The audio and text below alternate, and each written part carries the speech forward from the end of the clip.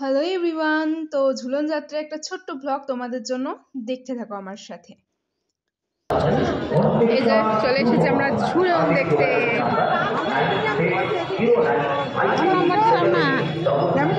ঝুলনে আসল হচ্ছে রাধাকৃষ্ণ কি সুন্দর মূর্তিটা দেখো। দেখতে পছন্দ হয় না, অনুষ্ঠানটা চলে গেলে তো আমরা মানে আমি এসেছি মাসিমণির বাড়ি। দেন এখানে এসে খুব সুন্দর নাকি শুনলাম, আমি কোনোদিন জানতাম না যেখানে ঝুলন হয়, তো খুব সুন্দর দেখলাম এখানে হচ্ছে, তো আমরা দেখতে এসেছি, তো সেটাই তোমাদের সাথে শেয়ার করছি, তোমরা দেখো।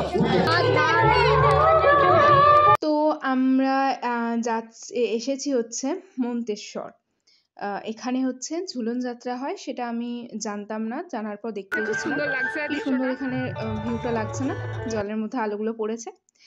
এখানে মায়েরা গেছিল হারিয়ে, তাই মায়েদের জন্য একটু ওয়েট করলাম, করে এবার যাচ্ছি মেন যেখানে মানুষ ঝুলন হয়েছে।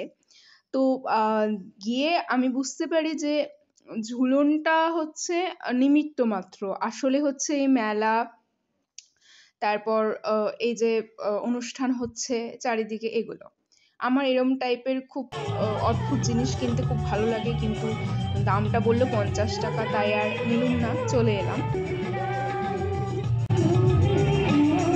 জিনিস কিনতে আমার খুব ভালো লাগে।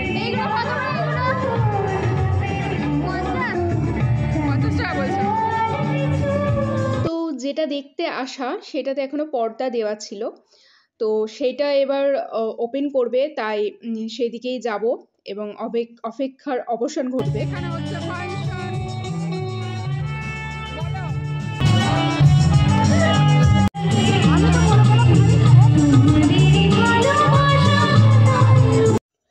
তো অপেক্ষার অবসান সমাপ্ত হলেও পর্দাটা সরিয়ে দিয়েছে, দেখেনি কি কেমন মানুষজন হয়েছে।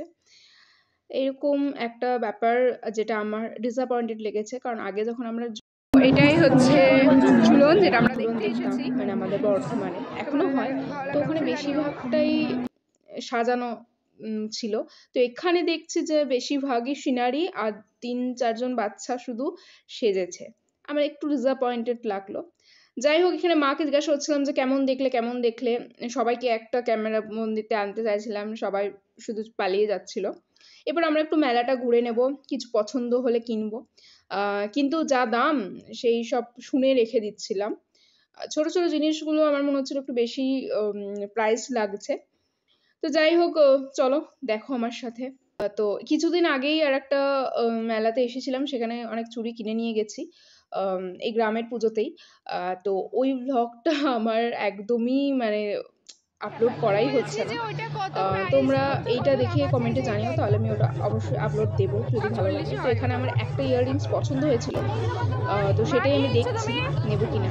আর এখানে মায়েরা এই গার্ডারগুলো নিচ্ছে, যেগুলো খুব দরকার নিত্য প্রয়োজনীয় চুল বাঁধতে। আর আমি এখানে বলছি এতটাই গরম করছে, মানে মনে হচ্ছে এখান থেকে চলে যায়।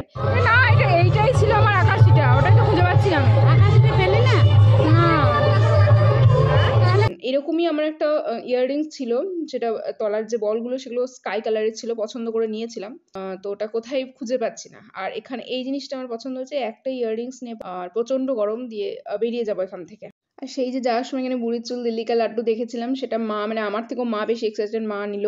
মা বাইরের অনেক কিছু খেতে পছন্দ করে না, এখানে ফুলগুলো প্রচন্ড কালারফুল লাগছে, জিজ্ঞাসা করলাম, 100 টাকা বললো, আর নেওয়া হলো না।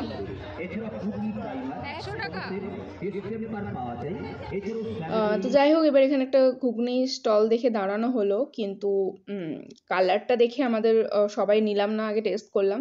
আর ঠিকই তাই, দেখে মনে হচ্ছিল প্রচন্ড ফ্যান দেওয়া। আমি জানি না, আমি শুনেছিলাম যে ঘুগনিকে গাঢ় করতে ফ্যান মেশানো হয়, তো ভাতের ফ্যান।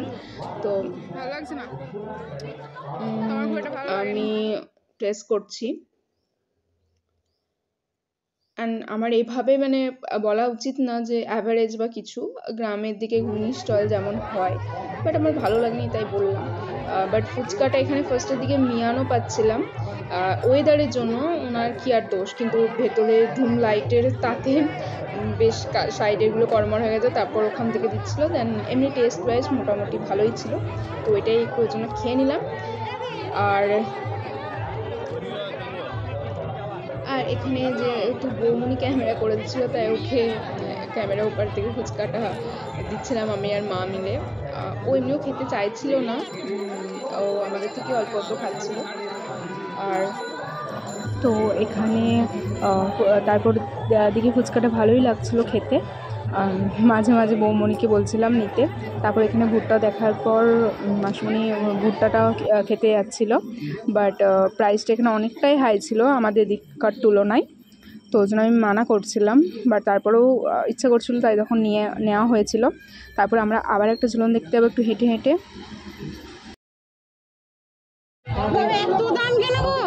কাঁচা নিলে কম দাম, আর পুড়িয়ে তোমার সব দিয়ে দেবে, সেটা ওটা জানি, কিন্তু কাঁচা।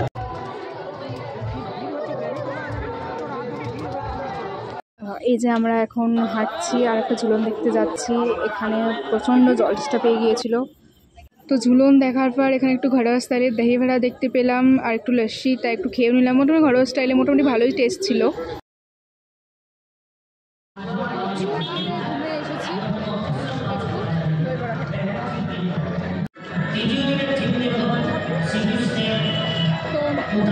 লাগছে